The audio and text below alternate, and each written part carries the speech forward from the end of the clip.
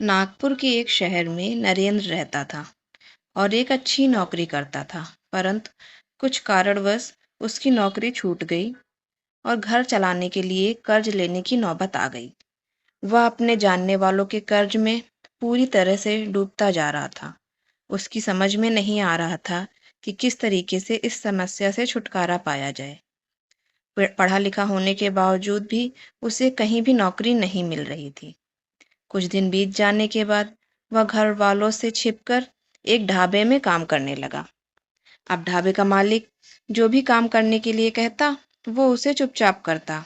फिर चाहे वो बर्तन धुलना हो या फिर लोगों को खाना परोसना हो, और शाम को फिर से अपने घर चला जाता। श्याम, वो देखो नरेंद्र जा रहा है। चलो उससे अपने पैसे मांगे, वरना सुबह ही वो फिर भाग जाएगा। तुमने सही कहा। अब तो ये मेरे सोने के बाद आता है और मेरे उठने से पहले गायब हो जाता है।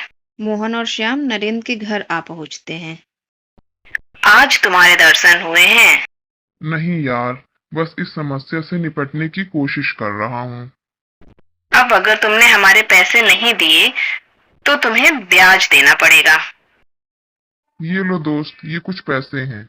अब इन्हें चाहे तुम ब्याज समझ के रख लो या फिर असल, और कोशिश करूंगा कि अगले महीने तुम्हारे पूरे पैसे वापस कर दूं। नरेंद्र के हाथ में पैसे देखकर दोनों भौचक्के रह गए। उन्होंने पैसे लिए और गुस्से में वहां से चले गए। इसके पास इतने पैसे कहाँ से आए? और ये इसे देखकर तो लग रहा है कि किसी बड़ी कंपनी का मालिक है। बातें तो ऐसी कर रहा है, लगता है कि सारे पैसे चुका ही देगा। और ये सिलसिला चलता रहा। एक दिन श्याम अपनी पत्नी को शहर घुमाने लेकर गया और उसी ढाबे पर रुका जहां नरेंद्र काम करता था। अच्छा, तो ये है तुम्हारा नया रूप। वहां ठाट बाट से घूमते हो और यहाँ लोगों के झूठे बर्तन धुलते हो। क्या करूं दोस्त, मैं ये सिर्फ अपना घर चलाने के लिए करता हूँ, और मैंने तुम्हारे पूरे पैसे इकट्ठे कर लिए हैं। मैं तुम्हारे पास आने ही वाला था। तुम बस वापस आओ एक बार, फिर देखना। श्याम और मोहन ने पूरे मोहल्ले वालों को ये बात बता दी। अब नरेंद्र जहाँ कहीं भी जाता, लोग उसका मजाक उड़ाते। अरे वो देखो, पढ़े लिखे लाट साहब आ रहे हैं। हाँ हाँ, इनके माँ बाप ने इनको इतनी मेहनत करके इसीलिए तो पढ़ाया है कि ये जूठे पत्तल उठाएं। पूरे मोहल्ले से नरेंद्र अपने बारे में तरह तरह की बातें सुनकर थक गया था और जीवन त्याग करने के बारे में सोचने लगा। और वह पास की ही एक ऊंचे पहाड़ पर जाकर जीवन त्याग करने ही जा रहा था कि वहां एक तपस्वी, जो कि अपनी तपस्या में लीन थे, उनकी आंख खुल गई और उन्होंने नरेंद्र से कहा। तुम बहुत परेशान लग रहे हो बालक, क्या समस्या है? यहाँ तो कोई भी नहीं आता। तुम यहाँ क्या कर रहे हो? मैं क्या बताऊं, मैं अपनी जिंदगी से थक चुका हूँ। नरेंद्र अपनी सारी बातें उस मुनि को बताता है। तुम्हारी इस परेशानी सुनकर मुझे एक उपाय सूझा है। मुनि ने अपने कमंडल से जल निकालकर जैसे ही नरेंद्र के ऊपर फेंका, नरेंद्र अपने नौकर के वेश में आ गया। आप ये क्या कर रहे हैं? आपने तो मुझे फिर से नौकर बना दिया।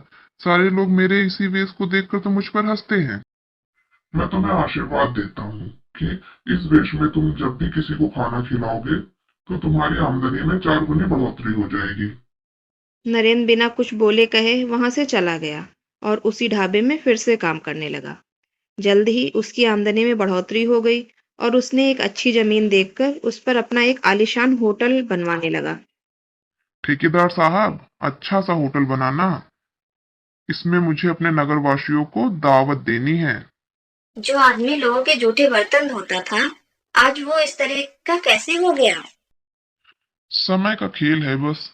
तुम बस बड़ा सा होटल बनाओ, बस बाकी सब मुझ पर छोड़ दो। देखते ही देखते बड़ा सा होटल बनकर तैयार हो गया, लेकिन उसका व्यवहार होटल के नौकर के जैसा ही था। इतना बड़ा होटल खोलने के बावजूद भी नरेंद्र अपने हाथों से ही सभी को खाना खिलाता और उनके बर्तन उठाता। कुछ ही दिनों के बाद नरेंद्र ने एक बड़ी दावत रखी और उसमें अपने सारे नगरवासियों को बुलाया और अपने दोस्तों को विशेष आमंत्रण दिया। उसने अपना नाम छुपाकर सारे नगरवासियों को न्योता दिया। उसने पूरे नगर में खबर भिजवाई कि नागपुर शहर में जो बड़ा होटल खुला है वहाँ सभी को दावत पर बुलाया गया है। यार, मैंने वो होटल देखा है, वो तो बहुत ही आलीशान होटल है। हमें वहाँ चलना चाहिए। तब तो हमें चलना ही चाहिए। सारे नगरवासी दावत के नाम पर बहुत खुश हो जाते हैं और दावत पर चले जाते हैं। वहां पर नरेंद्र अपने नौकर के वेश में ही होता है। उसे देखकर श्याम और मोहन कहते हैं, तुम यहाँ भी आ गए? चलो अच्छा है। इस होटल में तुम्हें ढाबे से ज्यादा पैसे मिलेंगे।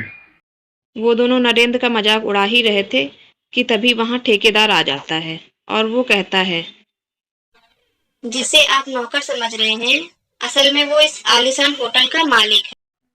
ये क्या बकवास है ठेकेदार, तुम होश में तो हो?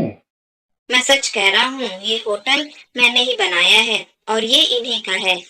लेकिन ऐसा कैसे? ये तो शहर के एक छोटे से ढाबे में काम करता था और आज इतने बड़े होटल का मालिक है। ये कैसे हो गया? मैं तो बस अपनी परिस्थिति की वजह से ये काम करता था, लेकिन आप सब तो अपने कर्मों की वजह से यहाँ चले आए। सब कुछ होते हुए भी तुम्हारे पास कुछ नहीं है और मेरे पास कुछ न होते हुए भी आज सब कुछ है। नरेंद्र की बात सुनकर दोनों बहुत शर्मिंदा हुए क्योंकि उन्होंने अपना एक बहुत अच्छा दोस्त खो दिया था। तो बच्चों, आप सबको ये कहानी कैसी लगी? प्लीज़ मुझे कमेंट करके ज़रूर बताइएगा। Please like, share and subscribe my channel. Bye bye. Thank you.